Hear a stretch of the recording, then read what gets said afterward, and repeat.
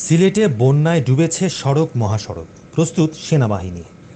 সিলেটে টানা বৃষ্টি আর উজান থেকে নেমে আসা পাহাড়ি ঢলে 4টি উপজেলায় আকস্মিক বন্যা দেখা দিয়েছে। বন্যা কবলিত এলাকার মানুষ ঘরবাড়ি ছেড়ে আশ্রয়কেন্দ্রে উঠেছেন। বুধবার 29শে মে থেকে সিলেটের সুরমা, কুশিয়ারা ও সারি নদীর পানি ছিল বিপদসীমার উপরে। এদিকে ভারতের মেঘালয় থেকেও নামে ব্যাপক ঢল, যাতে বন্যা দেখা দেয়। সিলেটে গত 2 বছরের মধ্যে এ বছরের মে মাসে সর্বোচ্চ বৃষ্টিপাত হয়েছে। বৃহস্পতিবার 30শে মে পর্যন্ত সিলেটে 705 মিলিমিটার বৃষ্টিপাত রেকর্ড করা হয়েছে।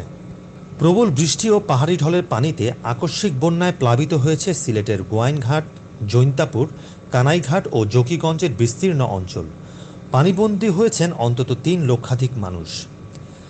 এদিকে বন্যা কবলিত এলাকার মানুষদের উদ্ধার অভিযানে নামার প্রস্তুতি নিয়েছে সেনাবাহিনী।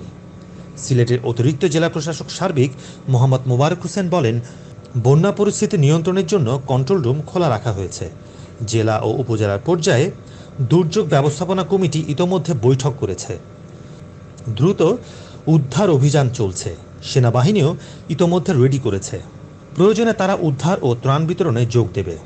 পানি উন্নয়ন বোর্ডের তথ্য মতে বৃহস্পতিবার সকাল 9টায় সুরমা নদীর কানাইঘাট উপজেলার পয়েন্টে বিপদসীমার 166 সেন্টিমিটার উপরে ও কুশিয়ারা নদী জকিগঞ্জের অমলশীত পয়েন্টে 202 সেন্টিমিটার উপর দিয়ে প্রবাহিত হচ্ছে। সিলেট আবহাওয়া অফিসের সহকারী আবহাওয়াবিদ শাহ মোহাম্মদ সজিব হোসেন বলেন, 2022 সালের মে মাসে সিলেট আবহাওয়া অফিসের রেকর্ডকৃত বৃষ্টির পরিমাণ ছিল 839 মিলিমিটার। 2023 সালের মে মাসে ছিল 330 মিলিমিটার এবং 2024 সালের মে মাসে বৃহস্পতিবার পর্যন্ত সর্বোচ্চ 705 মিলিমিটার রেকর্ড করা হয়েছে।